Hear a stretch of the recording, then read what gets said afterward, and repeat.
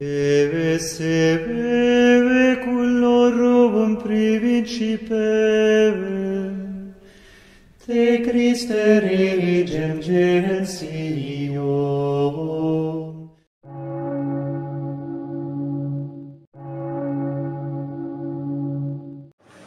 Sejam todos muito bem-vindos ao Apostolado São Tomás de Aquino, eu sou Arlan, e hoje eu vim tratar de um assunto curioso, no mínimo.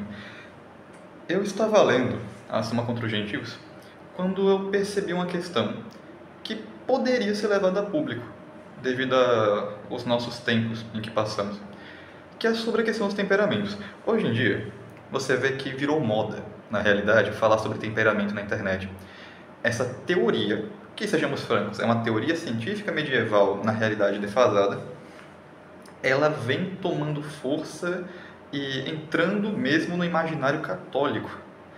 Se não no imaginário católico geral, ao menos nacional, principalmente por causa dos meios de comunicação, que nos trazem sempre essa ideia de o temperamento, qual é o seu temperamento, né? Hoje em dia você encontra um jovem católico, a primeira coisa que ele quer saber é, tipo, qual a sua vocação, qual o seu santo de devoção, qual o seu temperamento, tu é o quê? Colérico, melancólico, fleumático, em qual das moradas do castelo interior você está? Bom, o fato é que, devido a este fenômeno de reviver essa ciência antiga, que, na verdade, pouco se entende realmente, se criam diversas opiniões a esse respeito. A tal nível que, na realidade, podemos dizer que existem tantas opiniões a respeito da teoria dos 4 temperamentos, quanto existem páginas no Instagram que comentam sobre elas. Por exemplo, algumas páginas vão dizer que existem mais do que 4 temperamentos, vão misturar os temperamentos entre si, alguns vão pegar opiniões de sacerdotes mais formados, que às vezes conflitam entre si, etc. A esse respeito, devo dizer que, em minha opinião, eu tendo, ao menos, a acreditar que os temperamentos não existem na realidade, ou se existem é como uma mera predisposição da pessoa a tal paixão, não por uma questão da medicina antiga, né, como eles imaginavam os humores que eram produzidos dentro do corpo por isso ou por aquilo, talvez uma questão mais neurológica, eu tendo a acreditar assim, não tendo a acreditar que os temperamentos existam na realidade, ou mesmo a da credibilidade dessas teorias que se espalham por aí, sendo bem sincero. Mas Arlan, o padre tal falou. Com o sacerdote eu não discuto. A esse respeito, com o sacerdote eu não discuto. Se aparece algum padre para comentar, eu simplesmente vou ficar calado, porque eu sou leigo, certo? Eu sou leigo, então se o sacerdote ele quiser utilizar da teoria dos 4 temperamentos, por exemplo, para direção espiritual, para aconselhar os fiéis, ou se ele simplesmente acredita nisso pessoalmente mesmo, eu não vou discutir, em geral. Agora, com leigos, com meus amigos, já é outro assunto. E devo dizer que São Tomás, como filósofo medieval que ele era, conhecia também esse aspecto da medicina medieval, que era a ideia, a noção dos 4 temperamentos. E justamente por conhecer, também, ele acaba por comentar ao menos de relance. O que acontece é que um certo médico, chamado Galeno, na verdade, Cláudio Galeno, ele viveu entre 129 d.C. até 216, e foi inclusive o maior médico de sua época e a principal referência em medicina até meados do século XIX.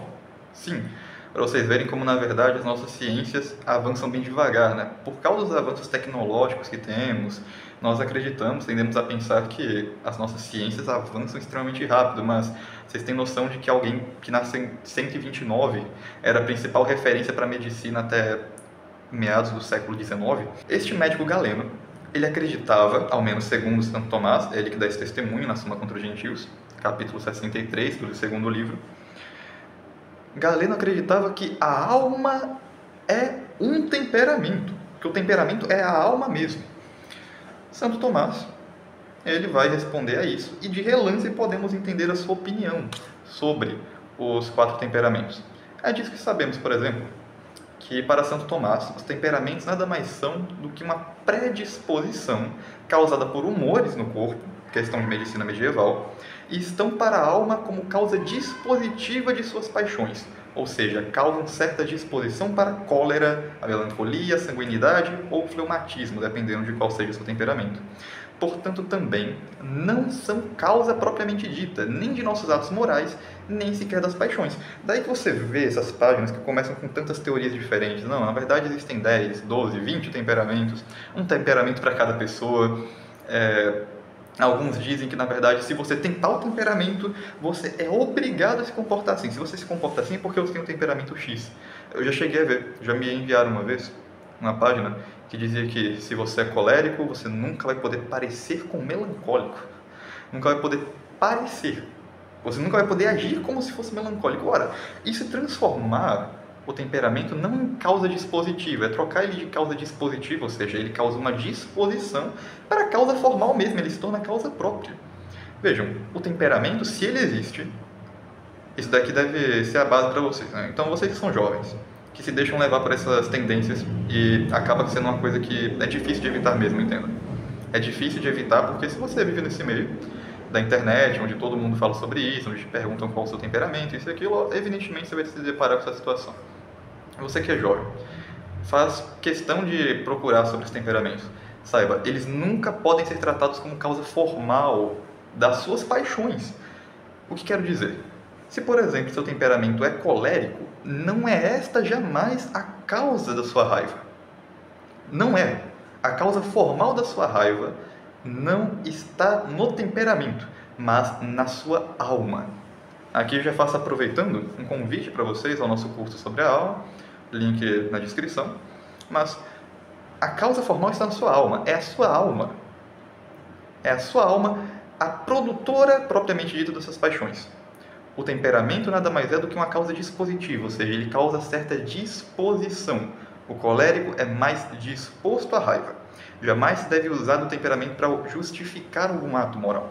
Por exemplo, eu me irritei com a minha mãe. Por quê? Porque eu sou colérico. Não, você se irritou com a sua mãe porque você é um otário. Não, eu estou muito triste. Por quê? Porque eu sou melancólico. Não, você está triste porque você queria alguma coisa e não obteve. Tem alguma coisa que você queria e você não tem. Aí você está triste. Sei lá, eu sou muito alegre porque eu sou sanguíneo. Não, isso não tem nada a ver. Eu sou inconstante. A sua inconstância não é porque você é sanguíneo, certo? Assim, a sanguinidade, se existe, nada mais é do que uma disposição para tal. Mas a sua inconstância, então, é porque você não faz um bom planejamento das suas coisas, se deixa levar pela situação. Você é inconstante por vício mesmo. É vício. O nome disso é vício, moralmente falando. Então, cuidado que você tem que se tomar. Não torne temperamento num signo, não torne uma espécie de determinismo. Afastem-se disso, afastem-se dessas opiniões que mais causam mal para a sua alma do que realmente ajudam em algo.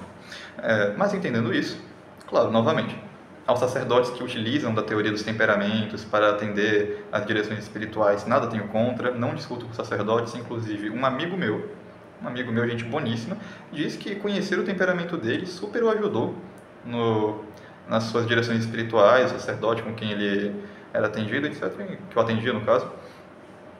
Então, nada tenho contra nesse caso. Mas então, o que exatamente fala Santo Tomás de Aquino a esse respeito? Bem, eu vou ler aqui da Suma contra os Gentios. Primeiramente, ele faz um breve comentário sempre no segundo livro. Todas as citações aqui eu tirei do segundo livro da Suma contra os Gentios, onde ele trata a respeito da criação. No capítulo 30, ele faz um breve comentário. Pois uma vez que a matéria própria do homem é um corpo misto, tendo um certo temperamento e dotado de órgãos, é absolutamente necessário que um homem tenha em si cada um dos elementos, humores e órgãos principais. Mesmo assim, se o homem é um animal mortal racional e esta é a sua natureza ou forma, então é necessário que ele seja animal irracional. Já no capítulo 63 mesmo, é que São Tomás ele vai falar sobre a opinião de Galeno, que acreditava que a alma é um temperamento. Aí ele diz: agora, Galeno foi movido a dizer isso por causa de sua observação de que diversas paixões atribuídas à alma resultam de vários temperamentos em nós. Aqueles que possuem um temperamento colérico são facilmente irritados, os melancólicos facilmente ficam tristes. Mas o temperamento é causado por qualidades ativas e passivas, portanto não pode ser um princípio das operações da alma. É então impossível para uma alma ser um temperamento. Além disso, o temperamento é algo constituído por qualidades contrárias, como uma espécie de meio termo entre elas e, portanto, não pode ser uma forma substancial. Novamente, o temperamento não é responsável pelo movimento local do corpo de um animal. Aí entra uma questão de física medieval. Então também, a alma governa o corpo e resiste às paixões que seguem o temperamento, pois pelo temperamento alguns são mais propensos do que outros à concupiscência ou à raiva, mas se abstêm mais dessas paixões, mais dessas coisas, porque algo as mantém sob controle, como vemos em pessoas continentes. Agora, não é o temperamento que faz isso, portanto, a alma não é o temperamento.